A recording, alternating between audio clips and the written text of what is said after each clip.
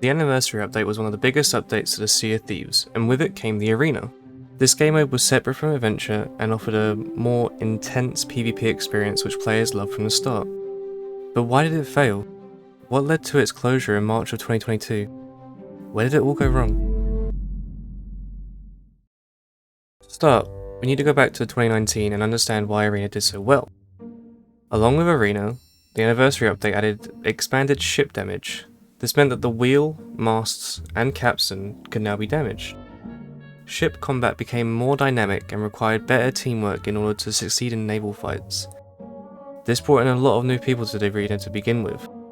Why learn all these new combat mechanics in Adventure where you're at risk of losing your loot when you could do it in Arena? You literally had nothing to lose, as coming first or last netted you gold and reputation to the Sea Dogs. On top of these reasons, Rare were very supportive of Arena. Remember Mixer? Well, back at the launch of Arena, you were able to earn an Obsidian 6-pack. Yes, the Obsidian 6-pack that all the partner streamers now give out, just by watching streamers play 30 games of Arena as part of Mixer loot. Rare also hosted in-person events for Arena, the Battle for LA in June of 2019, Battle for Orlando in July of 2019, Battle for London in November of 2019, and many more. On top of these in-person events, competitive communities started to host their own tournaments within the arena. The notorious Arena League, Sea of Champions, and Race of Legends were all recognised by Rare and were partnered to be official tournaments within Sea of Thieves. They were given Obsidian capstans, and even their own custom sails to award the winners of their tournaments. So why did all the in-person events stop being hosted?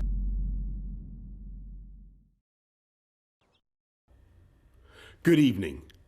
The coronavirus is the biggest threat this country has faced for decades, and this country is not alone.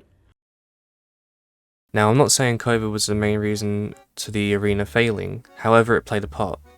After the pandemic, Rare didn't host a single in-person event around the arena, but before 2020, they were practically hosting one a month. Now, another main factor to Arena failing was the lack of content updates. Arena was released back in April of 2019, and didn't receive its first major update until October 16th, 2019, the Fort of the Damned update.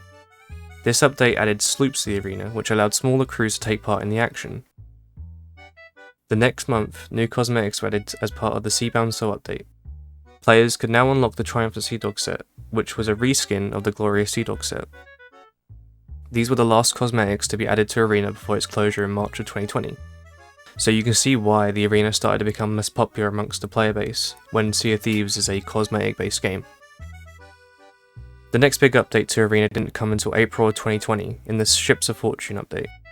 This saw a huge revamp to the Arena, deeming it the Arena 2.0 update. The chests were reduced down to 1 with a glowing beam sprouting into the sky. The duration of matches were reduced from 24 minutes to 15. There was a revamp in silver earned when damaging opponents' ships, and a penalty was added if you quit during a match, or if you lagged out, which was a common occurrence. July 2020, Jason Cross, one of the lead devs for the Arena, leaves Rare. If you look at the overall timeline for the Arena, you can start to see that this is the beginning of the end. December 2020, Rare announced that they're going to focus more time on Adventure and leave Arena behind. They state that only 3% of the overall playtime is spent in Arena, so they don't want to spend any more resources on it. However, this wasn't the last update to the Arena. In January of 2021, it was announced in a forum post that just over half of the Toxicity reports came from the Arena, despite the Arena accounting for only 3% of overall playtime.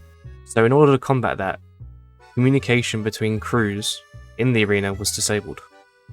Although this fixed one aspect of the toxicity, this didn't fix the spawn camping and stream sniping that were also rampant at the time. This led to a lot of content creators staying away from the Arena and telling their communities about how bad the experience is, which in turn made more people not want to try Arena, driving the playtime percentage down even more. One more update was added to Arena, which wasn't intended. Upon the release of A Pirate's Life in June of 2021, sirens were added to the Arena by mistake. This wouldn't get fixed until August, 2 months later, showing Rare's lack of urgency when needing to fix something that was somewhat dampening the Arena experience once more. However, the Arena's story doesn't have a bad ending. In January of 2022, Rare announced that Arena will be closing on March 10th. The response to the news was mixed. Many people saw this coming, as at this point it had been nearly 2 years since the last major update to Arena. Many players started to go back into Arena for its last month, and for the first time in years, it was alive again. All over social media, people were talking about their experiences. Their grind to legendary Sea Dog or triumphant Sea Dog.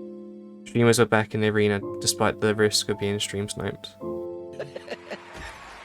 There it is, boys! Triumphant Sea Dog commendation unlocked! Sure would be good if I heard anything like all this said this. Triumphant Sea Dog title! Let's fucking go! Let's fucking go! Yeah! Thank you! Thank you! Thank you all! I'm gonna go put the title on right now. Oh wait. Nah, you're not. No, I'm not. And a lot of people who avoided Arena all this time due to the horror stories that they heard finally got to experience Arena for what it was.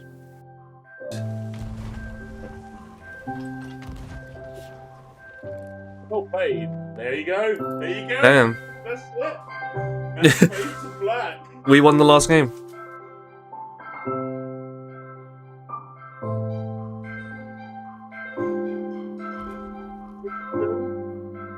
That's it. No, Arena is gone. Arena is over. Damn, that was so like nicely. Yeah, that was really weird. And so. And you're back in the room.